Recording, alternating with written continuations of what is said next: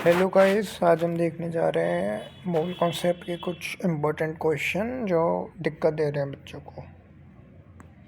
ये पहला क्वेश्चन है, आपको ये दिक्कत क्यों दे रहे हैं? दिक्कत इसलिए दे रहे हैं क्योंकि आपको फार्मूला नहीं पता है। दूसरी चीज़, आपको समझ नहीं आता क्वेश्चन पूछ क्या रहा है।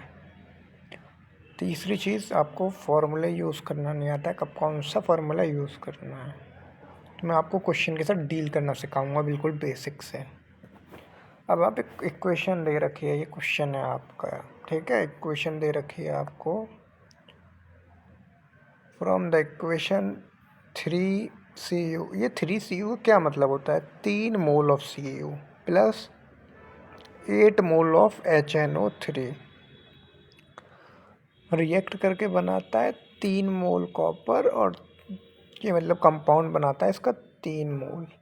फिर 4 मोल ऑफ वाटर बनाता है और 2 मोल ऑफ नाइट्रिक ऑक्साइड बनाता है, ठीक है। एटॉमिक मास दे रखा है आपको, ये आपके काम का है। अब पूछ क्या रहा है? Calculate the mass of copper needed to react with 63 G of HNO3। हमको HNO3 का मास दे रखा है, मास ही ग्राम में होता है। पूछ रहा है मास ऑफ कॉपर, कॉपर का मास पूछ रहा है, ठीक है। क्वेश्चन में सबसे पहले अगर आपको पेपर में लिखना है तो सबसे पहले इस रिएक्शन को लिख दो, पहला स्टेप। पेपर में लिखोगे ना आप, पहला स्टेप, इसको कॉपी कर दो, रिएक्शन को लिखो बैलेंस। ये बैलेंस्ड है ऑलरेडी। अब मोल की बात कर रहा है। मोल से पहले आपको मॉलिक्यूलर मास देखना पड़ेगा, किसका? HNO3 का। क्यों देखना पड़ेगा? आपको सवाल हुआ क्यों देखना पड़ेगा। जब आप मॉलिक्यूलर मास देखो, पहला स्टेप क्या होता है कि आप बैलेंस इक्वेशन लिख लो। दूसरा स्टेप होगा टू फाइंड मोल्स, इसके मोल निकालने पड़ेंगे। तो जो मोल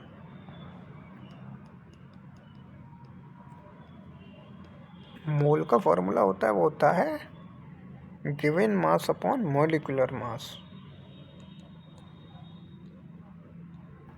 मॉलिक्यूलर मास, ठीक है। अब गिवन मास तो आपको पता है कितना है, 63, लेकिन आपको मोलर मास नहीं पता। है, ये निकालना पड़ेगा। आप इसको निकालेंगे, स्टेप 3 हो जाएगा।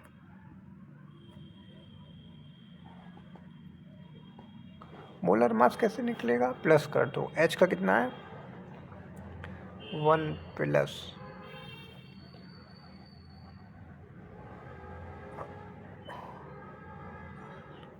14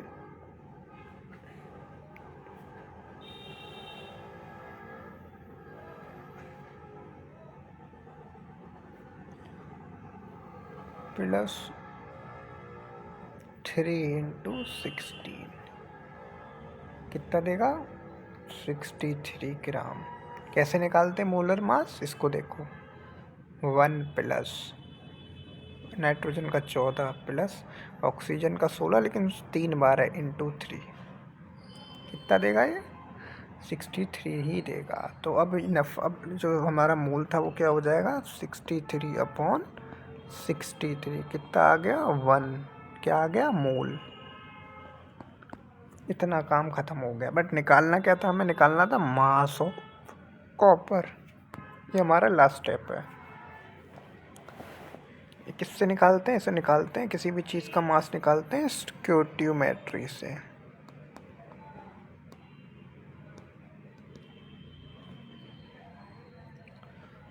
जो दो इधर की चीज़ हैं उन्हें ऊपर नीचे लिखो, दो, जैसा product is equal to reactant, product is equal to reactant, simple. क्या पता है आपको?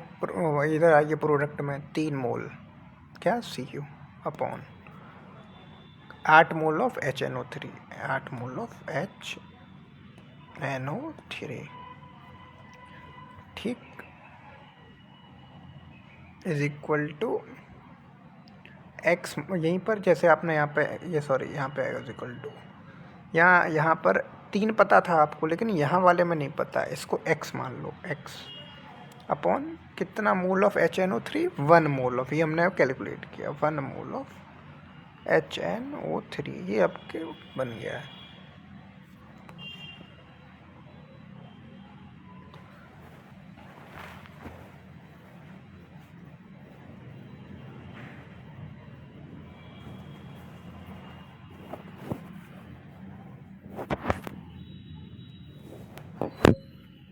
बस आपको इसी को सॉल्व करना है। सॉल्व करने का तरीका देखो, 3 इंटू कॉपर कितना होता है, 64,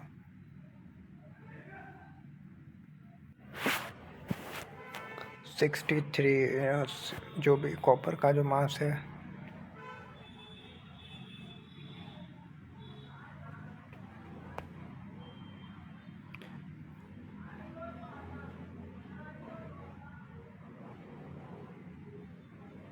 सिक्सटी फोर हो गया अपॉन 8 HNO3, ऐसा ही रहेगा क्योंकि हमें निकालना ही नहीं है, हमें निकालना क्या, copper, 8 HNO3 is equal to x upon 1 mole of HNO3। x निकालना है, क्रॉस मल्टीप्लाई कर लो, कैसे होगा,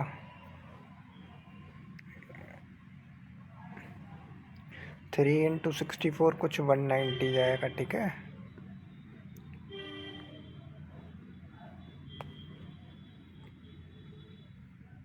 one 190 upon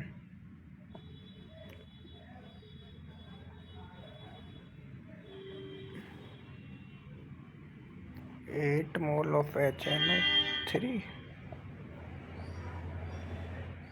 is equal to x upon 1 mole of HNO3। नीचे नीचे सेम रहता है, इससे कोई मतलब नहीं होता, ये मोल है, हमें ऊपर का खेल खेलना है। आप क्रॉस कर दो, ऐसे हो गया, तो 8x is equal to 190, x is equal to 190 upon 8, 190 upon 8। इसका जो आंसर आ जाएगा वो 23.8 आ जाएगा। 23 लिख दोगे तो भी आंसर, इसको 24 भी लिख सकते हो, राउंड ऑफ करके कुछ भी लिख लो, आंसर है। बहुत सा आसान तरीके से सॉल्व कराया है, फॉर्मूले क्लियर होंगे, निकाल लोगे, बस सिंपल ये याद रख लो, ये वाला मेथड, बस मेन स्टेप यही था। क्रॉस मल्टीप्लाई कर लोगे, निकालना जो है वो ऊपर ऊपर रहेगा, नीचे मोल रहेंगे। 8 मोल ऑलरेडी दे रखा था, 1 मोल हमने निकाला है, हमेशा रिएक्टेंट वाले में ही निकालना है। अब अगला क्वेश्चन देखते हैं।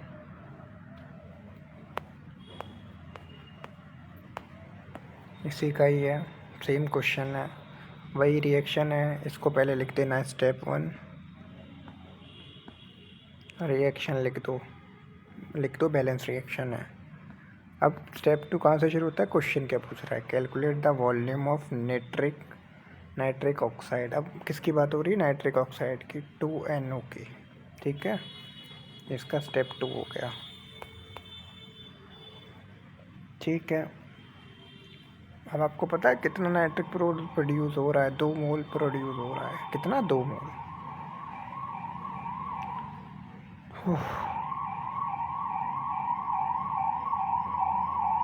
जैसे पिछली बार क्या था, पिछली बार 3 मोल बना रहा था, ऐसे ही तो होगा, 3Cu प्रोड्यूस कर रहा है 2 मोल ऑफ NO, मतलब अधूरी रिएक्शन लिखी जाए तो, ठीक। अब जो एक रिलेशन होता है, ये डायरेक्ट रिलेशन होता है, अगर कभी भी STP की बात आ रही है और आपको वॉल्यूम भी पूछ रहा है किसी भी चीज़ की, STP वॉल्यूम की, तो वो ये वॉल्यूम और STP का रिलेशन होता है कि किसी भी चीज़ की वॉल्यूम पूछ रहा है, उसको x मानते हैं, या फिर फॉर्मूला लिख लो, वॉल्यूम ऑफ, जैसे इसमें पूछ रहा है कि H नाइट्रिक ऑक्साइड का इज इक्वल टू होता है वो 22.4 into number of mole of that gas.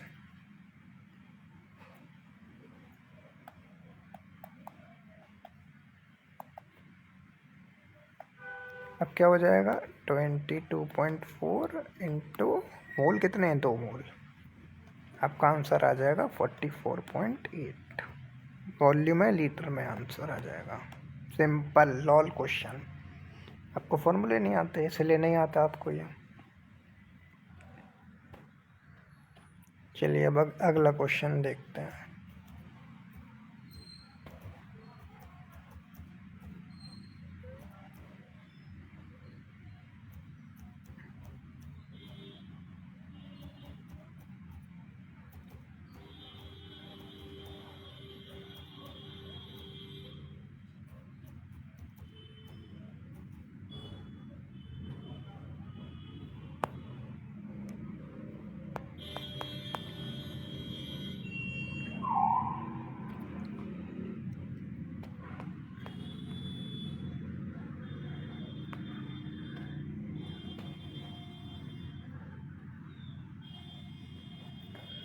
पहली बात तो क्वेश्चन पूछ कह रहा है find the molecular formula of a hydrocarbon. Hydrocarbon क्या होता है? द कंपाउंड, इसको नहीं आता बिल्कुल बेसिक, जिसके अंदर हाइड्रोजन होगा और कार्बन होगा। जैसे ये होते हैं HCH3, HCOOH, जिनके अंदर कार्बन हाइड्रोजन होता है और एक तो ऑक्सीजन हो सकता है। ये कंपाउंड होता है, इनका मॉलिक्यूलर फार्मूला कैलकुलेट करना है। जैसे ऊपर हमने HNO3 का किया था ना, सेम वे इसका करना है। अब करोगे कैसे? जब आपको फार्मूला मिलेगा, अब फार्मूला निकालना पड़ेगा। उसे निकालने के लिए क्या क्या डिटेल दे रखी है वो देखिए। क्या क्या डिटेल देख रही हैं देखिए। अब आपको एक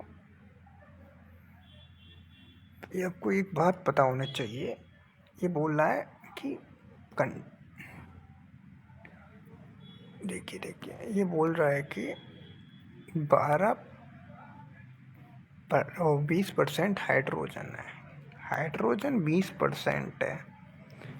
हाइड्रो कंपाउंड क्या होता है? जिसके अंदर कार्बन और हाइड्रोजन है। अगर ये 20% है तो बचा कितना कार्बन? 80%। मैथ सिंपल है।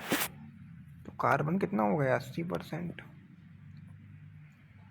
ठीक है, ये तो हो गया परसेंटेज। कॉलम बना के समझा देता हूँ।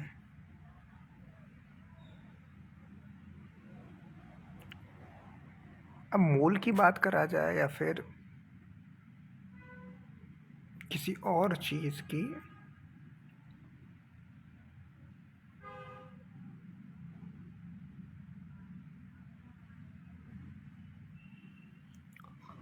तो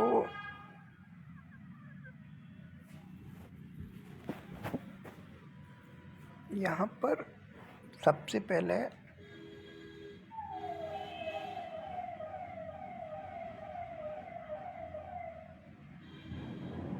आपको देखना पड़ेगा कि ये 1 है, जो हाइड्रोजन है वो 1 है और ये 3 टाइम्स है। ठीक है, मतलब ये 20, मतलब 2 बन जा 2 इंटू 2 है ना, तो वो 3 आ गया। जो मैं कहना चाहता हूँ, इसको क्रॉस मल्टीप्लाई करके लिख दो। क्रॉस मल्टीप्लाई नहीं, डायरेक्ट। हाँ, क्रॉस मल्टीप्लाई करके। तो C कितना आ गया? 1। H कितना आ गया? 3। H कितनी बार हो गया? 3 बार। समझ गए? तो ये तो आपको मिल गया आपका एम्पेरिकल फॉर्मूला। शॉर्ट ट्रिक से निकाला है, बहुत आसान ट्रिक थी। एक चीज़ और याद रखो, मॉलिक्यूलर फार्मूला निकालने का जो फार्मूला होता है वो होता है molecular formula is equal to N into empirical formula. अब ये N क्या है? N होता है relative molecular mass upon empirical weight.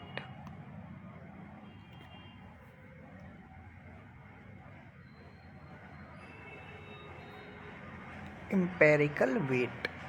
अब ठीक है, अब एन निकालना है सबसे मेन बात। ठीक है, एन क्या हो गया? Relative molar mass. Relative molar mass, relative molar mass क्या होगा?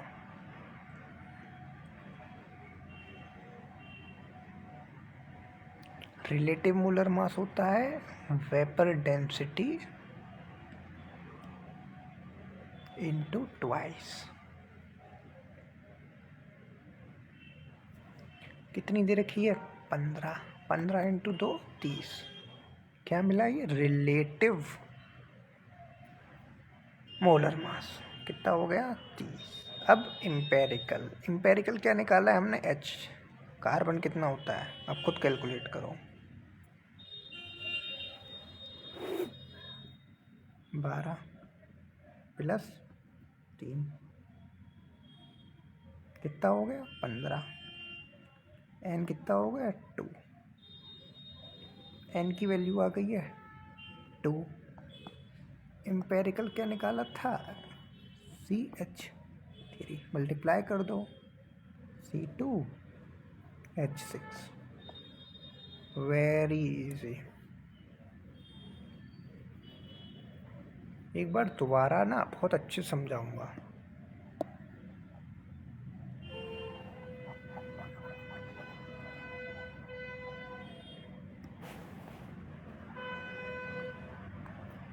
हाइड्रोकार्बन है, हाइड्रोजन कंपाउंड कितना है?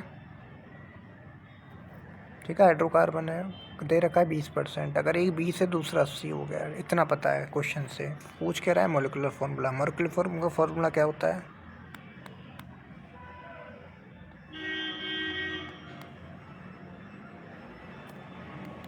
मोलिकुलर फार्मूला का फार्मूला होता है N इंटू एम्पेरिकल फार्मूला। अब ये N क्या होता है? N होता है relative molecular mass upon empirical weight, जो भी हमने एम्पेरिकल वेट निकाला है। ठीक है, अब सबसे पहले क्या चाहिए हमको?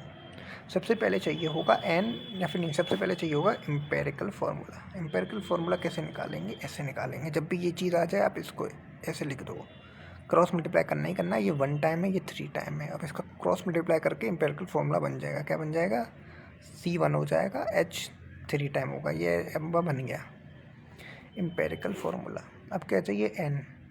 ये तो आ गया एन। एन कैसे निकलता है? रिलेटिव मॉलिक्यूलर मास। रिलेटिव मॉलिक्यूलर मास कैसे निकलता है? यह भी फंस गए। यह आपको एक और चीज़ दे रखी है, वेपर डेंसिटी। जो भी रिलेटिव मॉलिक्यूलर मास होता है वो होता है vapour density into twice. 15 into twice 30। इसमें 2 से 3 फॉर्मूले यूज़ हो गए हैं। ठीक है, तो 30 आ गया। Empirical weight, empirical weight calculate कर लो। 12 प्लस 3 15। 15 से 2 बार। एन की वैल्यू 2 आ गई है। अब कर दो 2 into SCH3 C2H6 is the answer. Very easy. आपको ये क्यों नहीं आ रहे सवाल? क्योंकि आपके फॉर्मूले क्लियर नहीं है। यही फ़र्क होता है। अगर आप सिर्फ एक्सरसाइज लगाते जाओगे, रटते जाओगे, तो जब पेपर में एक छोटा सा, ये बहुत छोटा 1 लाइन का सवाल है, फॉर्मूले कितने यूज़ हो गए? 3। देखा जाए तो ऊपर जो सवाल कराए वो बड़े बड़े थे देखने में, लेकिन वो थे आसान, इजी। बट ये था थोड़ा हार्ड, बट 1 लाइन का था। तो प्लीज़ पहले कॉन्सेप्ट सीखो, फिर उतरो मैदान में।